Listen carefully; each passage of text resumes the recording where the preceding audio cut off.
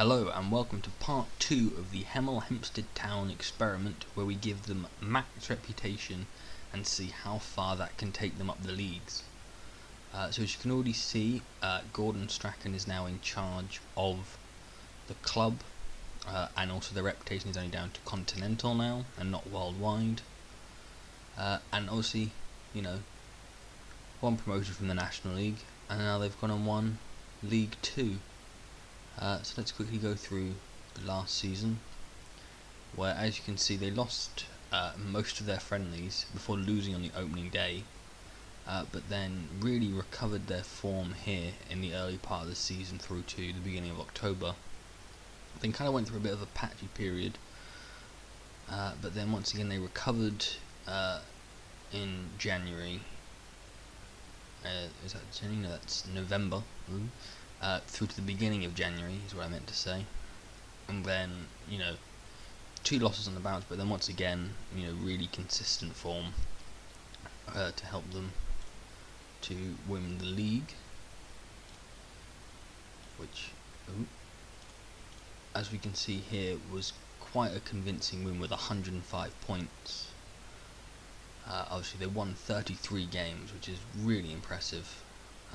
And this season, go to the schedule now. Once again, really poor friendlies and a really poor start to the season. Not getting their first league win until the middle of September, so a month and a half into the season.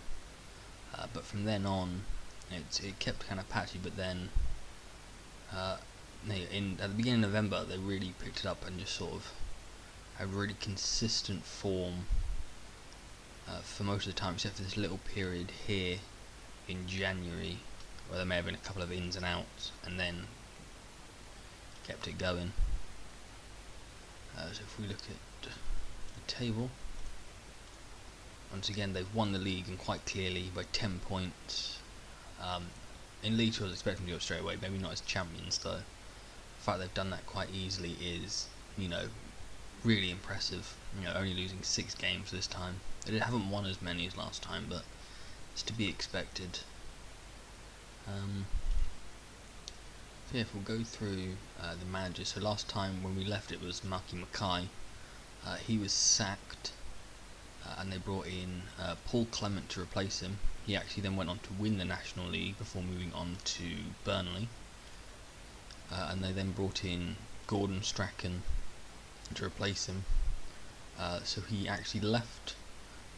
I think he was sacked from Scotland, and then was brought in by Hemel. So he's a decent manager to hire.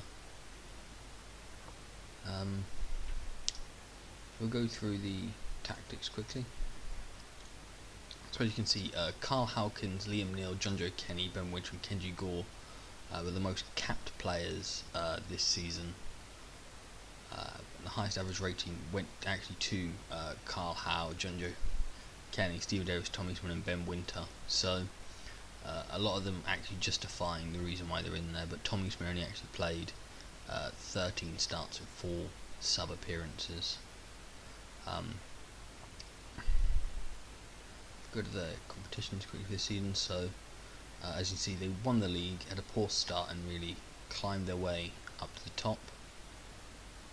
They were knocked out in the 3rd round of the FA Cup by Wolverhampton Wanderers, the 2nd round of the EFL Cup by Reading, and the 3rd round of the EFL Trophy by Southend. If we go through their facilities, they have expanded the stadium quite a bit, up to 5,750.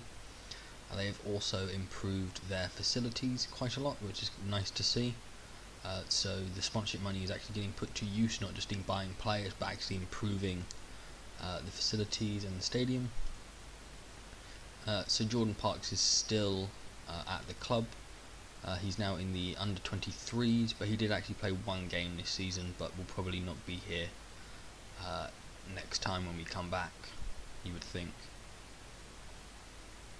They have 695 season ticket holders, which is very impressive for a club of Hemel's size.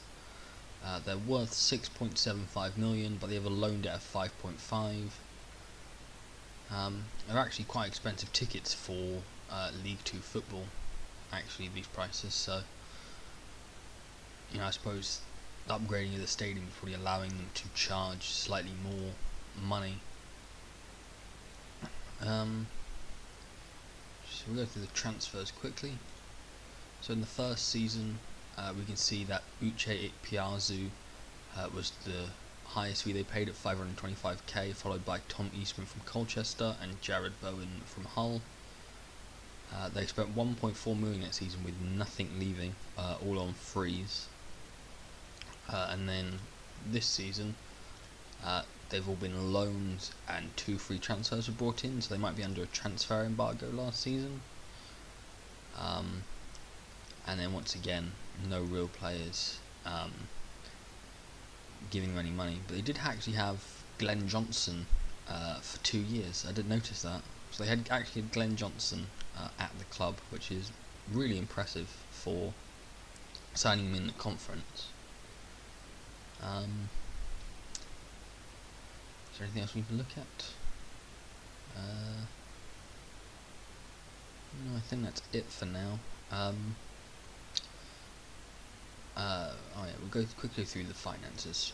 So yeah, they still got quite a bit of money in the bank at is that 3 million in the bank.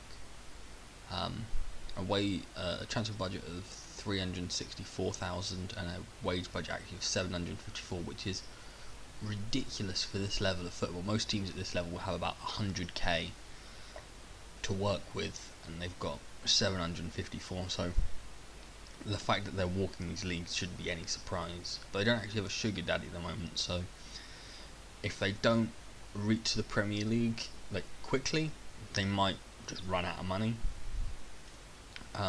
So their club attendance has actually gone up by over 2,000, 2,742. But their reputation is taking quite a hit now, losing almost a quarter of it. So what I might do for the next episode is increase that back up to be like the other FM experiments that you see on YouTube. But at the same time, I might keep it to see how far they can go, because that's still a team like, a Watford, a Bournemouth, a Stoke, sort of a mid-table Premier League team. So actually, it might be slightly more than that. That might be closer to a West Ham. So, they'll still be able to get players, and they'll probably still have a Premier League reputation by the time they get to the Championship, so I might leave that as it is. And as you can see, the facilities, they're all improving quite steadily. They still yet to have undersoil heating, or actually have a roof or anything like that, so, and they're kind of at the limit for this stadium, so they might end up building a new one. So as you can see, they've won the League 2, the National League, and the National League South now. Before that, they'd only won the Southern League Premier Division. Yes, they've actually increased the capacity twice in the time we've been away. But other than that, nothing really has happened for the landmarks.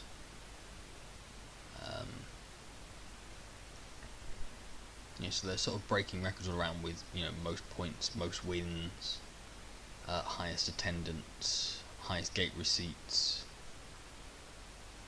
also lowest attendance apparently was broken, biggest win, biggest defeat as well. That seems weird. I think that's just for when you're playing, that's not for the entire thing. Jordan Parks actually has the most league goals for the club so far. And funnily enough, the youngest goal scorer is Steve Davis and the oldest goal scorer is Stephen Davis. So that's quite interesting.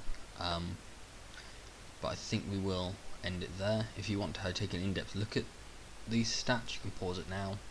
But other than that, like and subscribe to the video. Comment any other experiments you'd like me to do, and I will see you later.